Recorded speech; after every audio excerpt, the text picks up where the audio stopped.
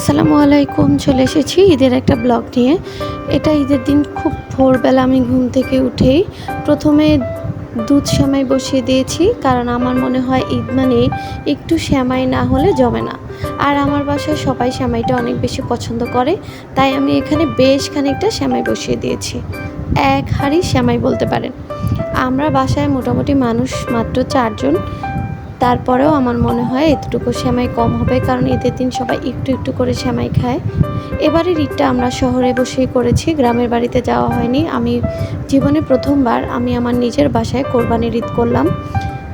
গ্রামে যাইনি একটাই কারণ এই ঝড় বৃষ্টি মাথায় নিয়ে খুব ভয় ছিল।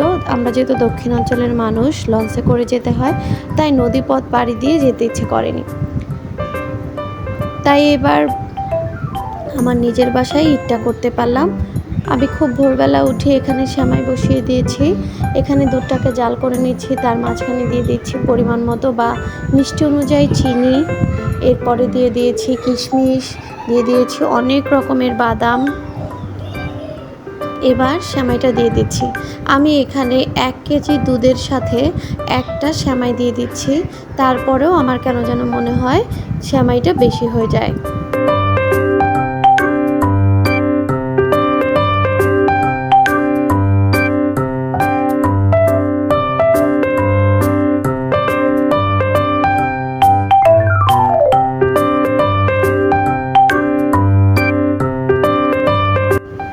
যেহেতু কোরবানির ঈদের নামাজ ছিল 7:30টায়, আমি 7:30টার আগেই মোটামুটি সেমাই সব কিছু রেডি করে নিয়েছি। প্রথমেই আজকে সেমাইটাই রান্না করেছি, যেহেতু একটু ভারী খাবার হবে, তাই নুডলস অন্য কিছুই করিনি। গ্রামে হলে অনেক আইটেম রান্না করা হয়, কারণ অনেকে বাসায় আসে, আর এখানে তো কেউই নেই আসার মতো, আমরা একা, তাই তেমন একটা কিছু রান্না করতে হয়নি। সেমাইটাকে খুব সুন্দরভাবে সাজিয়ে নিয়েছি। এবার আমি এখানে রুটিগুলোকে সেঁকে নিচ্ছি। কোরবানির ঈদ মানে গরুর মাংসের সাথে চালের রুটি, যেটা আমাদের অঞ্চলের অনেক ঐতিহ্যবাহী খাবার। তার সাথে পোলাও বা খিচুড়ি তো থাকবেই, তবে হ্যাঁ, চালের রুটিটা খেতেই হবে, মাস্ট বি।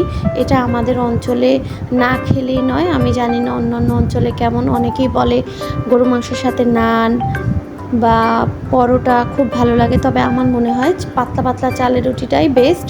তাই আমি এখানে চালের রুটিটা সেঁকে নিচ্ছি।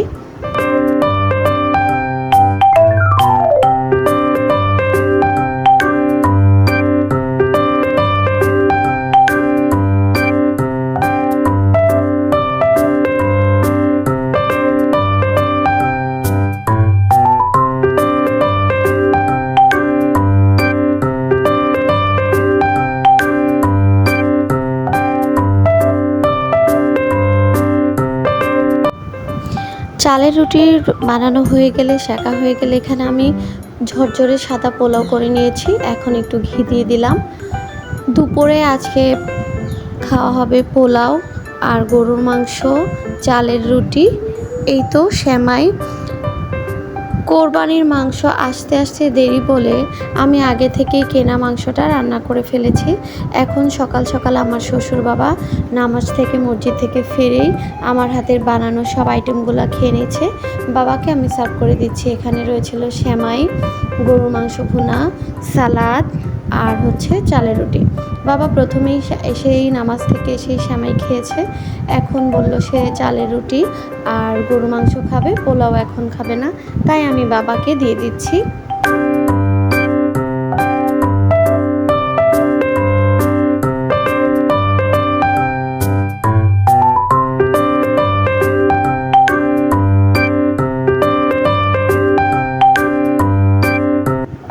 সব রান্নাবান্না কমপ্লিট করে আমরা গরু কাটাকাটি দেখলাম একদম বিকাল পর্যন্ত।